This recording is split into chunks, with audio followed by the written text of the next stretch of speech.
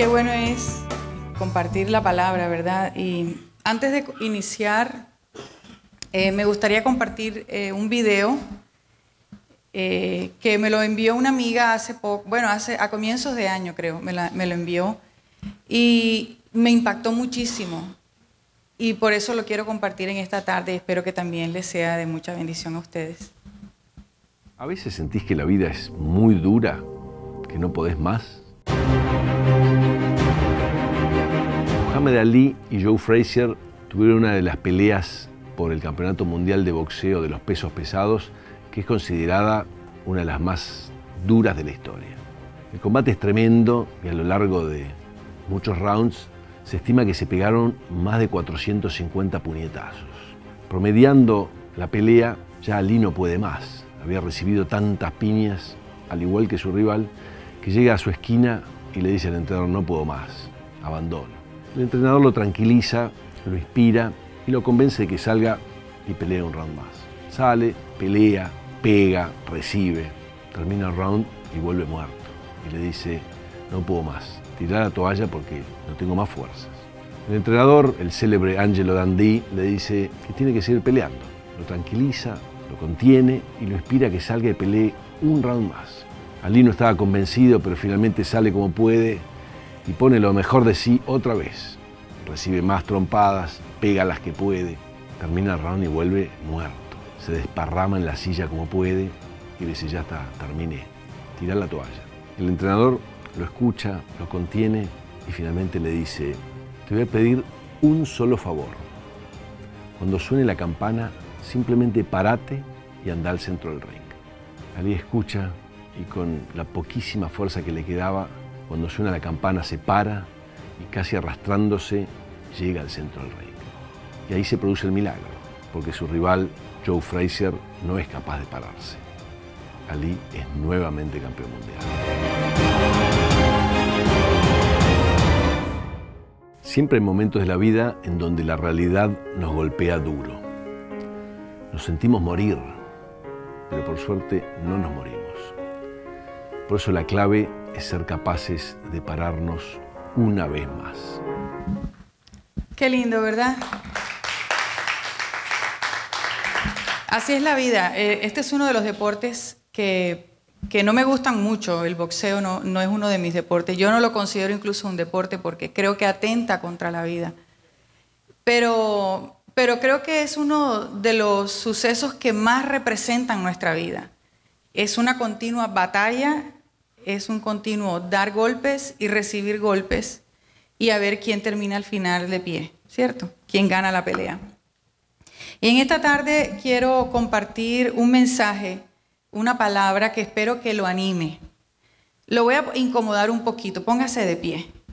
Veo que hay muchos que están cansados, que están tal vez estresados, que de pronto ya mañana comienza un lunes y vamos a pedirle ayuda al Señor, porque el Espíritu Santo es nuestro ayudador. Cierre sus ojos allí, levante sus manos. Señor, en esta tarde te alabamos y te bendecimos, te damos las gracias porque tú eres nuestro ayudador, consolador, nuestro guía, el que nos sostiene, Señor. Gracias. En esta hora te entregamos nuestras cargas, te entregamos toda ansiedad, toda angustia, Señor. Llévatela en esta hora. En el nombre de Jesús, todo cansancio se va ahora, Señor, y recibimos por la fe tu palabra, Señor, que nos va a limpiar, a restaurar, a santificar y a edificar. En el nombre de Jesús, despierta nuestros sentidos, Señor, y danos la palabra que necesitamos, que cada uno de nosotros nos vayamos a casa fortalecidos por esta palabra y produzca fruto. Amén. Puede sentarse. Gracias. El texto que vamos a leer en esta tarde, y les cuento que esta es una de las historias más extrañas que yo he leído. Por eso la quiero compartir en esta tarde. No porque sea el último día hoy aquí en este lugar, sino porque es fascinante esta historia. Está en el libro de Segunda de Samuel, en el capítulo 6, y la historia se relata como del versículo 1 como hasta el 20, pero hoy voy a tratar de resumirla y ser un poco breve. Vamos a leer primero del versículo 5 al versículo 7 en la lección PDT. Dice así: mientras tanto David y todo el pueblo de Israel danzaban ante el Señor al compás de instrumentos musicales, cantaban al son de liras, arpas, tambores, panderetas, címbalos. Y cuando llegaron al lugar donde se trilla el trigo, una propiedad de Nacón, los bueyes tropezaron, haciendo caer el cofre de Dios, o sea, el arca, pero Usa alcanzó a sostenerlo antes de que se cayera. Sin embargo, la ira del Señor se volvió contra Usa y lo mató por atrevido, y Usa murió allí mismo junto al cofre. Es una historia dramática, ni Criminal Minds, porque aquí no se sabe quién era el culpable. Ustedes saben esa historia que uno está buscando como la causa, por qué suceden las cosas. Esta es una de las series que más le gusta a mi hija y por eso lo estoy mencionando, porque sé que donde me está escuchando está divirtiéndose. Y yo quiero invitarlos a que usemos un poquito nuestra imaginación en esta tarde para poder ver la historia tan impactante. Usted cuando lea la palabra, léala despacio, con todos los signos de puntuación, coma, con las pausas adebidas, y utilice la imaginación cuando está leyendo el Antiguo Testamento para que usted vea cuánta riqueza hay en la palabra y lo que el Señor le quiere decir. Explicando un poquito esta historia, resulta que el famoso rey David, que según el pastor Richard dice que cuando yo vaya al cielo, a la primera persona que yo voy a buscar va a ser al rey David. Él dice que porque yo siempre estoy hablando del rey David, pero en verdad yo me identifico mucho con él, muchísimo, no saben cuánto. Cuando este hombre, después de que conoce al Señor desde su juventud, etcétera, y sus luchas con leyes, con batallas y todo esto, él finalmente logra el reinado. Y él, con esa pasión que tiene de Dios, reúne a su pueblo, un pueblo pequeño. El pueblo de Israel siempre ha sido una nación pequeña. Aproximadamente, dice la Biblia, como 30,000 personas. Y él las convoca y reúne a todos sus oficiales y hace toda una estrategia, porque resulta que el arca de Dios, el que fue construido en el desierto, el pueblo de Israel, esta arca había sido capturada por los filisteos, porque todo el mundo le tenía miedo a ese cofre de madera, a esa caja decorada que era símbolo de la presencia de Dios en medio del pueblo de Israel. Y había muchas supersticiones alrededor de esta caja. Era una caja que tenía unas medidas exactas, una decoración exacta. Y para el pueblo de Israel, dado por Dios, significaba la presencia, pero es tipología de Cristo.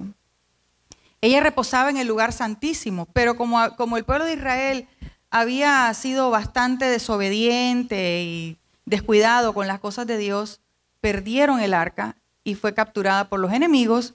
Y resulta que en una de las grandes batallas los filisteos la recuperaron y la dejaron en la casa de un cristiano por ahí, en un campo de un señor llamado Abinadab. Entonces, resulta que como el pueblo filisteo había influenciado al pueblo de Israel, ya la tecnología había llegado a la época. Cuando el pueblo de Israel atraviesa el desierto, lo cruzó caminando. Ahí no había casi ni caballos, ni camellos, poco. Todo era a pie, caminando. Pero ya a los filisteos había llegado la tecnología, no era la Ford, ni eran los Audi, ni las Mercedes-Benz, sino unos carros tirados por caballos o bueyes. Pero eso era el avance de la ciencia, porque quiere decir que esos carros tenían las ruedas que podían dar un poco de velocidad y mejorar el transporte. Entonces David dijo, oye, los filisteos habían llevado a ese campo de la casa de este hombre, Abinadab, en un carro de estos modernos llevaron el arca. Entonces David dice, vamos a traer esa arca a la ciudad de David, que es Jerusalén, la ciudad de Dios. Entonces, para que todo el pueblo le adore, para que podamos otra vez reverenciar su nombre. Ese era el objetivo. Y David hace toda una campaña, una logística maravillosa y mandan a hacer los mejores caballos. Todo el mundo se compra ropa nueva. Ahí había Christian Dior, Versace. Ahí había todos los que eran los diseñadores. Estaban los mejores músicos, las mejores producciones. Eso estaba... los mejores instrumentos, dice la palabra, que llevaban liras, trompetas, panderetas, címbalos, de todo tipo. Yo creo que ahí estaban nuestros músicos también. Habían danzarines profesionales y David organizó todo un party. Realmente, esto era un espectáculo. Esto era más grande que los Billboard, que los Latin Grammy, que los Oscars. Se quedó chiquito. Este evento era majestuoso. Había derroche de lujo, derroche de alegría y danza. Entonces, resulta que este hombre Abinadab, amigo de David, tiene esos dos hijos. Uno se llamaba Usa y el otro se llamaba Ahío. Y en el desfile, resulta que Usa va manejando el carro y David era el que iba adelante de todo este festín. ¿Sí? Él iba vestido, se había mandado a hacer tremendo sastre, diseñado a la medida, iba hermoso, porque él era hermoso. Entonces, él iba danzando y cantando, y dice la palabra que de repente, como estaban en un campo donde se cultivaba el trigo, uno de los bueyes tropieza, y en cámara lenta iba para abajo, para el piso, iba el arca, y Usa, que estaba manejando el carro, metió la mano para sostenerla. Y ¿qué pasó? Resulta que cayó muerto instantáneamente por la furia de Dios. Era algo más o menos como este sonido, para que tengamos una idea. Quiero que escuchen este sonido.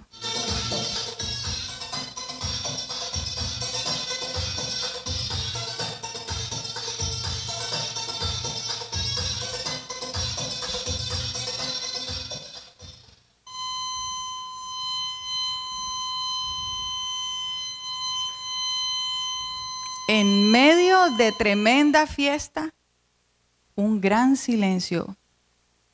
Y David, yo me imagino que iba adelante, se voltea y todo el mundo estaba pasmado, frío, aterrorizado. Y yo me imagino que él se devuelve y se acerca y lo primero que ve es a su amigo muerto, frito. ¿Y qué pasó? O sea, qué impacto cuando David ve a este muchacho. Dice la palabra que la ira del Señor se volvió contra Usa y lo mató por atrevido. Pero si Usa lo único que hizo fue sostener el arca, que el arca no se cayera, no se reventara contra el piso. Dice que quedó muertecito junto al arca. Dios estaba enojado. Y viene la pregunta, ¿dónde estuvo el error aquí? ¿Qué fue lo que salió mal? Porque esa es la pregunta que todos nos hacemos cuando suceden tragedias.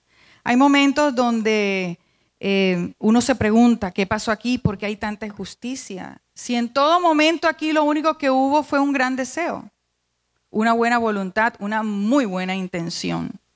Él lo único que quería era agradar a Dios, traer el arca y que todo el mundo adorara al Señor en su presencia. Entonces, ¿qué fue lo que salió mal?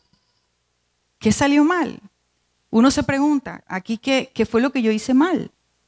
Porque estos son los momentos donde estamos haciendo las cosas bien. Porque David estaba haciendo todo bien. Venimos a la iglesia, cantamos, hacemos el devocional, no es por vista. Dejamos los hábitos que son pecados como la murmuración, la crítica, el juzgar a los demás, diezmamos, somos serviciales. Y oh sorpresa, todo sale al revés. Yo no sé a cuánto les ha pasado esto, no pregunto. Yo creo que nada más a mí. Oh sorpresa cuando uno dice, pero si, ¿what? ¿Qué pasó aquí? Como dice la pastora, todo sale al revés, todo sale mal. Y en vez de tener paz, estamos en una tempestad. Y donde esperamos ser ascendidos, somos despedidos. Y donde los amigos se vuelven en contra tuya, y donde la enfermedad, los malos imprevistos, la muerte te sorprende. Y entras en un proceso que uno no entiende cómo uno llegó ahí. Yo creo que cada uno de nosotros en algún momento nos pasa. No sabemos cómo llegamos ahí. ¿Cómo entramos en ese hueco? Entonces es cuando uno se detiene y uno empieza como a examinar las causas, ¿verdad? Así como cuando hay un incendio, llegan los bomberos, que ya está todo quemado ahí, quedó todo eso chamuscado y los bomberos empiezan a buscar la causa, a ver si fue un cortocircuito, si fue que dejaron una vela, si fue que alguien intencionalmente quiso incendiar la casa, hasta que finalmente se encuentra la causa. Hay que buscar la causa. En un crimen, en un proceso como esto, hay que buscar la causa. Entonces, aquí lo que había que revisar, había que ir entonces al manual. Es como cuando a uno se le daña la lavadora de platos, como la tengo ahora en este momento, yo tengo que ir al manual. ¿Dónde está el daño? ¿Qué es lo que está mal? En Deuteronomio 16, no lo vamos a leer, se los voy a mencionar, dice que estaban las instrucciones de cómo se debía manejar el inmobiliario de las cosas del templo y cómo se debía transportar el arca. A Dios nunca se le escapa nada. Porque uno dice, ay, que yo no sabía. No, pero vaya al manual. Si usted no sabe hacer una plancha, cuando usted la compre, guarde las instrucciones o léalas para que tenga. Porque una plancha a otra plancha no se parecen. Entonces había que ir al manual. Y en Deuteronomio 16 estaban esas instrucciones. Y debía que, en este caso, no importaba la buena intención de David, sino que él tenía que hacer el transporte de forma correcta. ¿Por qué? Porque este no era una simple cajita decorada. Hay un dicho en el mundo que dice, que es muy popular, que dice que el fin justifica los medios. Aquí ese dicho no aplica. En el libro de Éxodo se indica que este cofre o esta caja debía tener 4 anillos en sus esquinas y se le ponía a través de esos anillos una vara de cada lado y debía ser transportada solo por sacerdotes, vestidos adecuadamente con indicaciones precisas y tenía que haber un ritual o un ceremonial de santidad. Ahí la persona, si estaba en pecado, chismosa, fornicaria, adúltera, ni que se le ocurriera. Entonces, a David se violó este pequeño detalle de que tenía que ser transportada era a pie y a hombro y con sacerdotes. A él se le ocurrió usar la tecnología y llevarla en carros de tecnología filistea. ¿Era malo? Aparentemente no era malo, pero no era lo que a Dios le agradaba. Se habían familiarizado tanto con el arca que yo me imagino, yo echándole un poquito de imaginación, cuando el arca estaba en la casa de Abinadab, me imagino en un granero, porque si él vivía en un campo, no era que vivía precisamente en un palacio. Pero entonces el arca estaba allí, ustedes saben que estuvo 20 años en esa casa, 2 décadas. Y resulta que cuando uno se familiariza mucho con las cosas, ¿verdad? Uno coge la caja, al comienzo uno le tiene como miedo, pero ellos dijeron, si los filisteos la movieron en un carro, ay, eso era puro cuento de que esa caja producía cosas raras. Eso era puro cuento. Yo me imagino que al comienzo tenían miedo hasta de tocarla, pero ya después ya yo me imagino de un par de añitos la sacudían, ¿no? Y hasta le echaban Windex. Y yo me imagino que hasta levantaban así, pasaban la escoba por debajo. Era tanta la familiaridad con el arca que perdieron la reverencia hacia ella. Para ellos era solamente un mueble o era una cajita decorada. No tenían esa actitud para tocarla con reverencia.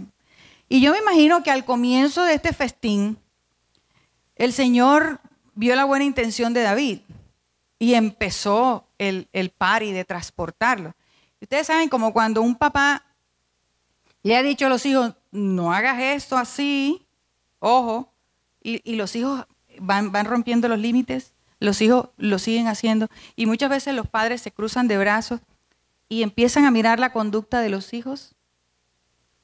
Y entonces, cuando ya el hijo se cae por desobediente, en vez de abrazarlo, lo castigan, ¿cierto?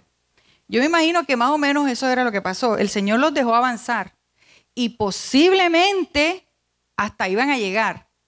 Pero el colmo de los colmos era que este muchacho, que no era ni sacerdote ni era nada, porque aparte tenían que ser de una familia especial, los de la tribu, era de Leví, pero tenía otra derivación. Este muchacho no tenía nada que ver con la línea sacerdotal y aparte de eso, familiarizado así a los palotes, como decimos en nuestros países, ya era el colmo que le metiera la mano. O sea, ya, ¿sabes qué? Ya el Señor dijo, ¿sabes qué? Se les acabó la fiesta. Hasta aquí te llegó la fiesta. Muchas veces así nos pasa, se nos acaba la guachafita, porque nosotros jugamos con la gracia, con las cosas santas. ¿Por qué? Porque el arca era representación y tipología de Cristo. Aunque estaba hecha de madera, estaba forrada en oro. La madera representa la humanidad de Cristo, 100% hombre. Y el oro representa 100% Dios. No era una cajita, no eran dos cajas, era una sola, con el material de hombre y Dios a la vez. ¡Qué bello! Esa caja representaba presencia, representaba salvación, y David lo sabía. A veces nosotros queremos tratar lo santo como cualquier cosa o tomarlo a la ligera. A veces los mandatos de Dios, lo que leemos, decimos, ay, como decimos nosotros, ay, a mí no me parece que sea tan estricto, o lo acomodamos, ay, eso era del Antiguo Testamento, eso no es ahora para estos tiempos de la gracia. Y acomodamos la palabra. Yo he visto hasta pastores cómo acomodan la palabra. La palabra es una sola y jamás se contradice, jamás. Entonces, viendo y analizando la vida de mi maravilloso David, mi hermano David, él tuvo muchísimos días importantes y yo creo que casi todos los conocemos. Tuvo grandes victorias como cuando derrotó a Goliat. Un muchachito, jovencito, todavía adolescente, derrotó a un gigante que amenazaba una nación. Él se casó con la hija de un rey. Oye, llegó directo a la buena vida.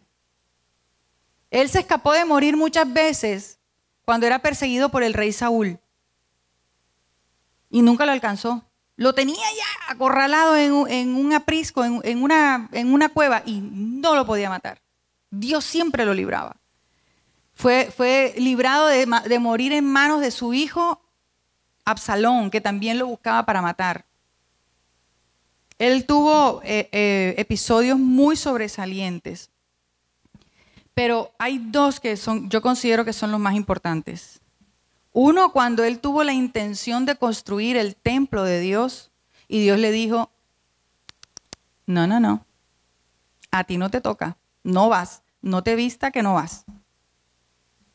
Y la otra, en este momento, cuando por una buena intención se muere su amigo. Dos negativas que se dio como cuando uno lleva velocidad y se da contra un vidrio. Y Dios le dijo, no. Entonces quiero que veamos en esta tarde 3 acciones sobresalientes que tuvo David en este suceso, que realmente considero que son dignas de imitar y espero que los inspire para ello. Lo primero que hizo David, así como lo vimos en este video que me gustó muchísimo, a pesar de los golpes que recibió Mohamed Ali, dice que se dieron como 450 puñetadas en esa pelea. O sea, ustedes se imaginan, eso era da que te vienen dando.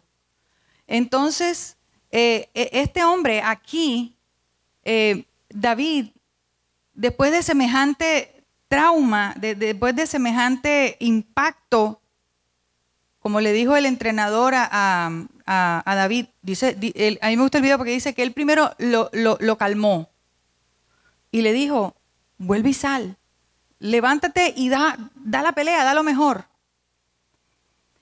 Así le dijeron a David. En el versículo 12 dice, entonces le dijeron al rey David, sí, creo que lo tenemos. Le dijeron al rey David, el Señor ha bendecido a los de la casa de Obed-Edom y a todo lo que tiene a causa del arca de Dios. Luego David fue y llevó el arca de Dios de la casa de Obed-Edom a la ciudad de David, o sea, Jerusalén, con gran celebración. ¿Qué pasó aquí? David, como todos sabemos, en este momento se debió enfrentar a una gran vergüenza. Porque cuando a uno le salen las cosas mal, a uno le da pena. No importa lo que tú hayas hecho, seas culpable o no, te da vergüenza. El dolor y el fracaso, debieron ser motivo de hacerse muchas preguntas.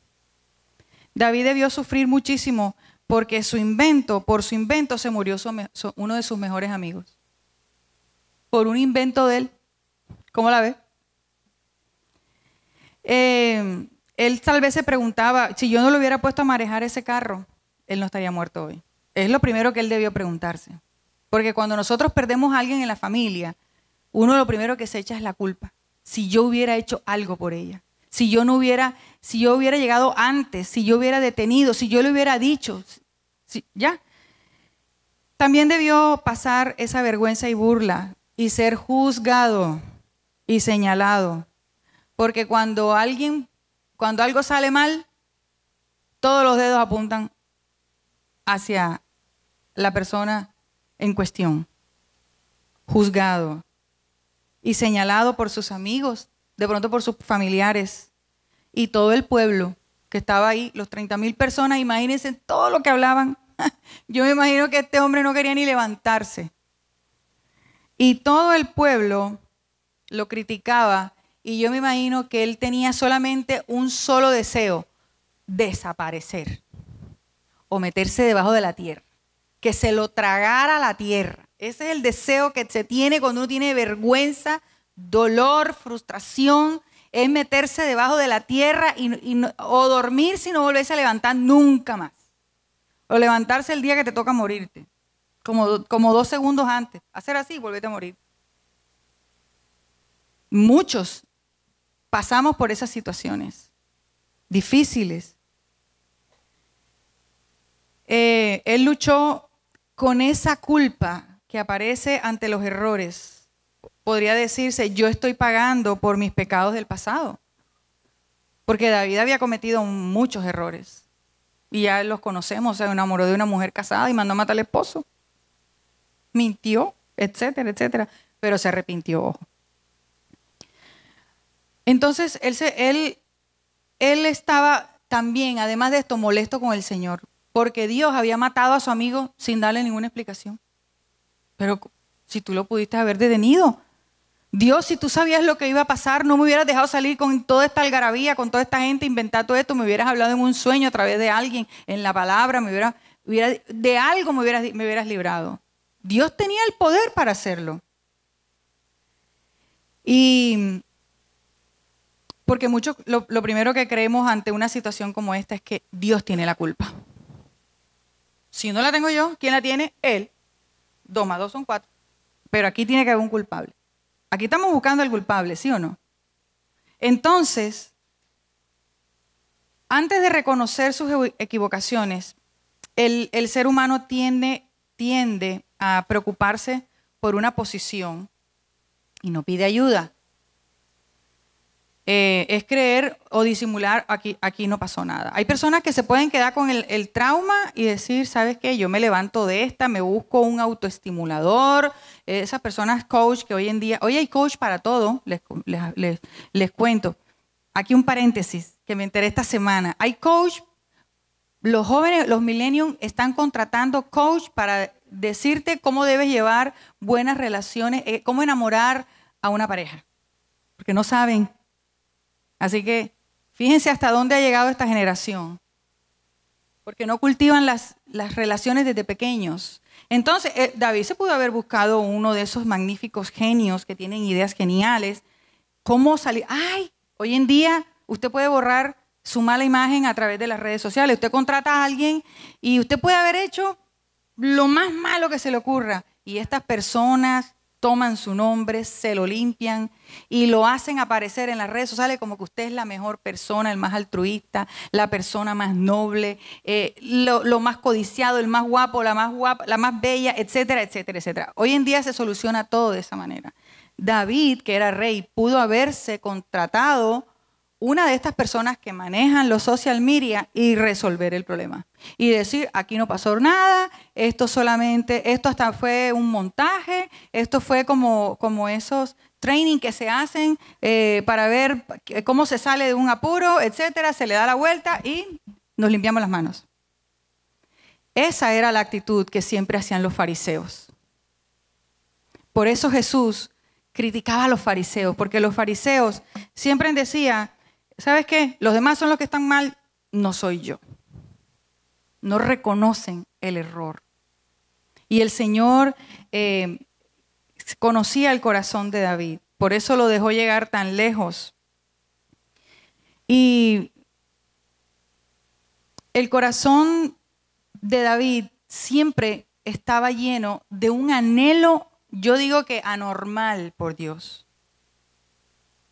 La Biblia tiene muchos hombres apasionados, el apóstol Pablo, los discípulos, Josué, muchos, pero David tenía una esencia de locura que a mí me inspira mucho. David era un hombre que podía ir a una guerra durante meses, cansado, sudado, con hambre, en lucha, y él llegaba de la guerra. Y él venía contento, brincaba, danzaba, le daba la gloria a Dios. Por eso era que las mujeres se enamoraban de él, porque él nunca. Yo me imagino que hasta el sudor se lo limpiaban, porque tenía una fuerza que inspiraba. La gente quería estar cerca de él porque es que él tenía una pasión por todo lo que hacía. Entonces, yo me imagino que en esta situación, cuando él estaba en esta tremenda crisis, yo imagino que el Señor no se olvidó de él, a pesar de que se le había embarrado bastante y él no sabía lo que había hecho. Yo me imagino que el Señor empezó a hablarle a través de sueños y le mandaba textos, así, por el celular, a David. A través de palabras de sabiduría de sus amigos, de las personas más cercanas. Hay personas que cuando tú estás en un momento te mandan a veces un mensajito y Dios te está hablando a través de eso. Lleva una sustancia especial que te levanta. Yo me imagino que el Señor le decía a David, ¿sabes qué? Levántate y vuélvelo a intentar. Así le decía el entrenador, Mohamed, levántate una vez más y da la pelea. Tú puedes, te dice el Señor hoy, vuelve a intentarlo. Vuelve a intentarlo. Esa fue la primera acción que hizo David. La segunda, él siguió la instrucción de la palabra. Del versículo 12 al 15 dice, entonces le dijeron al rey David, el Señor ha bendecido a los de la casa de Obed-edom y a todo lo que tiene a causa del arca de Dios. Luego David fue y llevó el arca de Dios de la casa de Obed-edom a la ciudad de David con gran celebración. Y dice, y David danzó ante el Señor con todas sus fuerzas, vestido con una vestidura sacerdotal. David y todo el pueblo trasladaron el arca del Señor entre gritos de alegría y toques de cuernos de carnero. Ya no era un party. Ya no era con esa música trance, ni reggaetón, no. Ahora era diferente. Ahora llevaban cuernos. ¿Usted ha escuchado esos cuernos que suenan allá en Israel? Los shofar, eso es una cosa. O sea, usted no necesita más nada. Usted tiene que hacer reverencia a esto. Y dice que había tanta alegría que gritaban. Qué lindo, yo me imagino. El arca, esta vez, sí fue cargada fue cargada en los hombros de los sacerdotes, pero algo más hizo David. Dice que esto lo explica más adelante, después del capítulo 15, y dice que después que dieron 6 pasos, ¿saben lo que hizo David? Hizo un sacrificio con un carnero, pero vestido con un efod sacerdotal. Adoró. Aquí ya no fue vestido de Versace ni de Christian Dior, no. Aquí se puso lo correcto, un vestido santo, un efod que representaba lo que Dios quería, la palabra de Dios, y en adoración. Esas vestiduras santas de adoración. Hizo holocaustos. Cuando él llegó al lugar, hizo holocaustos y ofrendas de paz, porque él estaba llevando lo que representaría a Cristo. Nada más y nada menos. Esa arca representaba salvación. Cuando no se sabe qué pasa, se entra en una confusión. Cuando se entra en esos tiempos de desiertos, esos tiempos de gran prueba, cuando el dolor y las lágrimas son tu pan de día y de noche, porque David en un salmo dijo, fueron mis lágrimas, mi pan de día y de noche. David vivió procesos donde lloraba con amargura del alma, hasta querer morir. Cuando las puertas se cierran y parece que ya no hay esperanza, así como en este video el entrenador, Mohamed le dice al entrenador, sal y tira la toalla, que esto quiere decir que ya yo no voy más. Como a la tercera vez. No, ya le dijo, ¿sabe qué? A la tercera, si usted mira el video con detenimiento, a la tercera le dice, dos veces lo anima y él como que todavía le da la pelea. Pero ya le digo, ¿sabe qué? No, ya en esta tira la toalla por mí. Signo de que me rendí. Pero el entrenador le dijo, una vez más, lo único que te voy a pedir es que salgas y te pares una vez más. Y él lo hizo. Ustedes se imaginan donde Mohamed se ponga caprichoso y diga, ay no, pero es que a ti no es el que te están pegando, es a mí. Hello. Entonces, aquí no voy. Sal tú, tantas ganas tienes, sal tú, así somos. Pero no, los deportistas siempre están acostumbrados a seguir la instrucción del entrenador. Los cristianos tenemos que estar atentos a la instrucción de la palabra. Solo de la palabra. A veces nosotros tenemos ciertas problemitas para aceptar cuando Dios quiere hacer cambios en nosotros. Yo escuchaba hoy a un pastor que decía que Caín y Abel llevó la mejor ofrenda porque Abel creía en Dios, confiaba en Dios, pero Caín no confiaba. Él llevó una ofrenda, pero él no confiaba en Dios. Él estaba esperando para ver si era verdad que la ofrenda de Abel iba a dar resultado a toda la promesa que Dios le había dado. Él estaba como esperando y por eso esa ofrenda no fue agradable. El que no diezma no confía. Tiene problemas con confiar en Dios. Tiene una gran habilidad para pedir, pero entonces, ¿cómo Dios respalda tu economía en los tiempos difíciles si tú no eres fiel? Dios quiere que tú seas fiel, no porque Dios necesite 2, 3 pesos, 100, 20, 200 dólares, 500 dólares, 500 dólares, 1000 dólares de diezmo. ¿Dios lo necesita? No. Él es el dueño del oro, de la plata. Lo tiene todo. No necesita. Él lo único que quiere es que aprendamos a confiar. Entonces, el que no confía, en esta instrucción, ese fue un paréntesis, el Señor siempre sabe cuál es el verdadero camino que nosotros tenemos que andar. Dios sabe cuándo son los hasta cuándo. Porque hay un tiempo de espera y sabe hasta cuándo y hasta dónde yo puedo llegar. Él lo sabe. Él tiene poder para levantar. Él es lo único que se puede seguir. Ahora, si se sigue la instrucción, aunque yo me imagino que Mohamed tenía los ojos hinchados y tal vez sangrando, y usted se imagina cuando hay cortadas en las cejas en los boxeadores, esa sangre no deja ver. Ahora imagínense, cansado, golpeado e hinchado, ¿qué podía ver? Yo me imagino que él tiraba ya los puños al aire, ya no daba una. Pero aún en ese cansancio y con esos golpes, Dios sí puede ver el cuadro completo. Por eso hay que seguir la instrucción.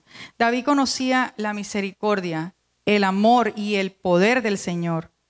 Y sabía con certeza que Dios no era injusto y que no era caprichoso para matar a Usa por capricho. O sea, no era un abusador de su poder. Eso lo sabía David. Que no era un Dios injusto. David sabía que Dios tenía la respuesta para este suceso. Él no tenía que seguir el consejo de sus oficiales, ni de sus consejeros, ni de las esposas, ni de sus amigos. David sabía que él lo que tenía que hacer era volver a la instrucción de la palabra, volver a la revelación directa de Dios, y así él no se iba a volver a equivocar. Por eso él, oiga, si a mí me pasa eso, que se me muere un amigo por una decisión mía, ¿usted cree que yo lo voy a volver a hacer? ¿Usted se imagina el susto? Pero David lo hizo sin tener miedo. David confió. David se abandonó en que si seguía la instrucción correcta, Dios lo iba a respaldar. Él solamente tenía que obedecer y esperar los resultados. Hoy todo el mundo crea sus propias teorías, sus propias normas y sus propias reglas. Y ese es el mundo en el que vivimos. Yo estaba viendo en esta semana un drama de una pareja joven, muy jovencita, de 20 y tantos años, se casaron muy enamorados. Y resulta que los papás los regañan porque eran bastante irresponsables. Y ellos, molestos por esto, dicen, nosotros vamos a crear nuestras propias reglas en el matrimonio y nadie va a opinar aquí.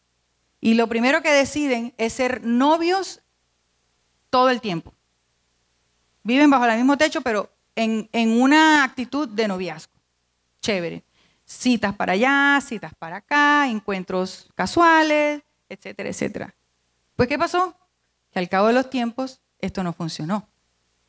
¿Sabes por qué? Porque las personas, cuando quieren romper las reglas, no funciona. Cuando la palabra no dice que uno se va a casar para pasarla bien, chévere. Que yo me voy a casar para ser feliz. Yo me voy a casar para lograr mis metas. No, para eso no es el matrimonio. No voy a hablar del matrimonio hoy, así que no me voy a detener ahí. Ellos, en vez de adquirir el compromiso de esposos y crecer en todas las etapas y procesos del matrimonio y la vida, la convivencia de pareja, sino que quieren vivir de emociones y mantener los niveles esos de oxitocina todo el tiempo, eso no es real, eso no es posible. Para eso no nos casamos. No nos casamos para seguir durmiendo y no escucharle la cantaleta a la mamá. Ay, no, atiéndete tú. Hágalo, le va a funcionar un par de años, pero ya después no le funciona. Porque cuando queremos romper las reglas, los procesos, es cuando nos estrellamos. ¿Sabes? Jesús pagó el precio para hacer salvación en toda nuestra vida, para guiarnos, para levantarnos, para limpiarnos, para restaurarnos. Y Él pagó el precio para que siempre podamos volver a comenzar, para resucitar todo lo que está muerto, ya sean propósitos, planes, sueños, llamados, anhelos. Él tiene el poder para hacerlo, porque Jesús es salvación. Amén. Dale un aplauso por eso. Dale la gloria a Él, dáselo con gloria, con gratitud. Amén. Y ya por último, después de que Él lo intenta de nuevo, que Él sigue la palabra, Él hace una tremenda inversión, David. Y esto es lo que más me gusta. Invirtió, oiga esto, amor, pasión y dinero. Si usted quiere tener un buen matrimonio, inviértale tiempo, pasión y dinero. Usted quiere tener buenas relaciones con sus hijos, inviértale amor, tiempo y dinero. No hay nada que usted quiera lograr sin dinero, sin amor, sin pasión. O al revés, con amor, pasión y sin dinero. Tiene que invertir. Siempre hay que invertir. El arca estuvo abandonada durante 20 años, se los había mencionado. Durante los 10 primeros años, fue en la época esa que el pastor nos habló del sacerdote Elí, que tenía 2 hijos que eran bien desordenados.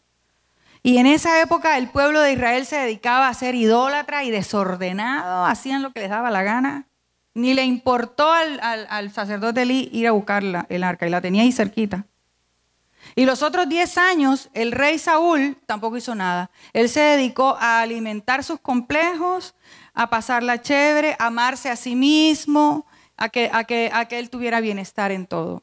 Y tampoco hizo nada. Por eso David decide Dice, no es justo que el arca esté 20 años tirada en un campo olvidada. Algo tan santo. Entonces, una de las cosas que David decide es, yo me imagino que David en ese tiempo que llega a ser de rey se volvió loco. Yo imagino que él comía y le venía a la mente, ves a rescatar el arca. Él estaba durmiendo y soñaba que rescataba el arca. Él estaba con esas mujeres bonitas, las esposas, y él decía, ay, sí, tú eres muy linda, pero tengo que rescatar el arca.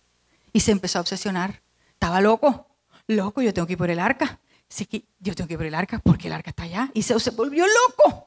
Dios mío, yo me imagino a este hombre cuando se le metía una idea, como decimos en Barranquilla, eso apostemaba.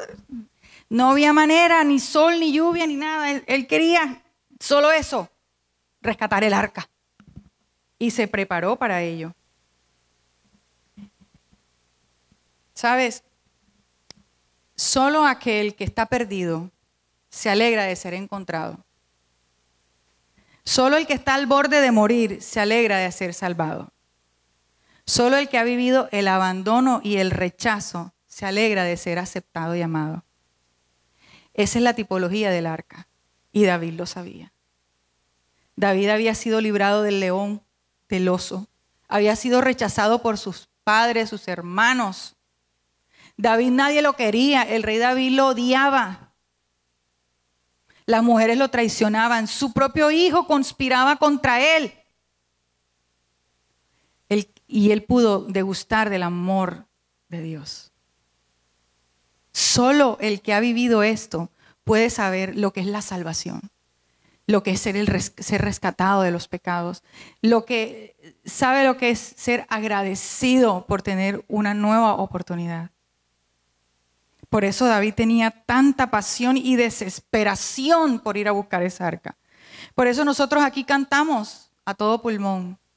Por eso aquí se danza con pasión, servimos, diezmamos alegres, porque nosotros hemos sido salvos, hemos sido rescatados, hemos sido limpiados, lavados. Aleluya. David llevó con alegría el arca de Dios a la casa de Obed-edom hasta la ciudad de David. Danzaba con fuerza, porque todo lo que él hacía, como lo dije anteriormente, lo hacía con pasión. ¿Usted se imagina donde él hubiera tirado la piedra al gigante? Tras que hoy en día la asociación LGBT están buscando hacia el pasado qué personajes, caracteres también eran gay. Hasta los muñecos estos de Plaza Sésamo los involucraron en esto, siendo que no era verdad. Y a David también lo quisieron como involucrar en esto por la gran amistad que tenía con Jonatán. Ahora ustedes se imaginan donde él hubiera tirado la piedra. No hubieran dicho que también hacía parte de esta sociedad, de esta línea. Y no, David era un hombre en todo el sentido de la palabra. Lo que hacía lo hacía con pasión. ¿Y sabe? Él tiró, yo me imagino que cuando él tiró la piedra, miren, donde ponía el ojo ponía la bala, así. De hecho, dejó embarazada a Jezabel la primera noche, a Betsabé. No, a Betsabé. La dejó embarazada, o sea, era un hombre de armas tomar. Danzaba con fuerza. Imagínense, cuando él iba a la guerra, Dios mío, mataba a todo el mundo, o sea, le tenían miedo. En el Salmo 16 dice, me mostrarás la senda de la vida y en tu presencia hay plenitud de gozo. Miren todas las expresiones que hacía David. En tu delicia, a tu diestra para siempre. Él describía la presencia de Dios como algo delicioso. En el Salmo 9 dice, te alabaré con todo mi corazón. En el 108 dice, mi corazón está dispuesto. Así como cuando la novia está dispuesta y el novio está dispuesto, así. Ay, lo que tú quieras. Cantaré y entonaré salmos, porque esta es mi gloria. En el 103 dice, bendice alma mía a Jehová y bendiga todo mi ser tu santo nombre. ¿Sabes? Se dice que se escribieron 11 salmos mientras se rescataba el arca. Fueron redactados 11 salmos en base a este suceso, porque David no podía dormir.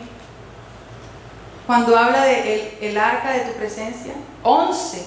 Este hombre no dormía, de verdad, por eso saqué la conclusión de que no dormía. Se le convirtió en esa dulce obsesión. Traer el arca, traer su presencia.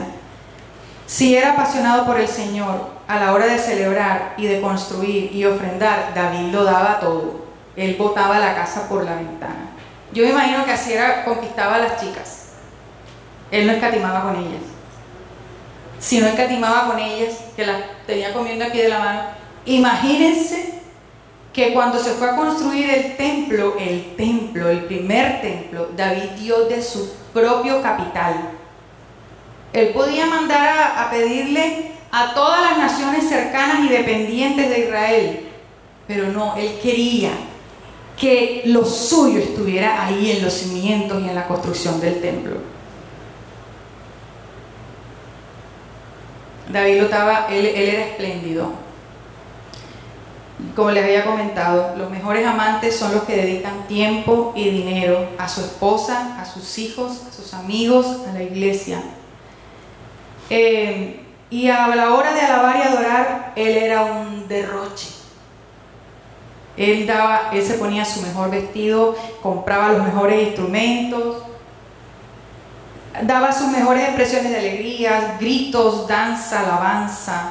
A él no le importó ni la vergüenza, ni la muerte de su amigo, si no le salió bien el proyecto planeado, si los carros no funcionaron, si no le aprobaron el préstamo, si no lo bendijeron. David aprendió, oigan esto, a no esperar nada de la gente, ni de su familia, ni tampoco empezó a depender de que Dios le dijera sí a todo lo que él quería. David supo aceptar los no de Dios y seguirlo amando igual. ¿Sabes? Por eso David es llamado el hombre conforme al corazón de Dios. Yo te pido que te pongas de pie. Vamos a cantar esa canción. Vamos a cantar el coro. Porque hoy todos los que estamos aquí somos un milagro de Dios. Nosotros estamos aquí a pesar de las tribulaciones. En este lugar vivimos tempestades, vimos muchos amaneceres, muchos nacimientos, hubo muertes, pérdidas, pero hemos sido muy bendecidos. Amén. Hoy es un día donde termina una etapa, pero hay un gran comienzo. Hoy es el día en que Dios dice, vuelvan a levantarse. Inténtalo una vez más. Sigue mis instrucciones. Toma lo santo con reverencia, con adoración, con alegría. ¿Sabes? El que llegaba tarde, diga a partir de hoy, yo seré el primero en llegar a la iglesia. El que no diezmaba, diga hoy mis diezmos estarán en el altar y mis ofrendas.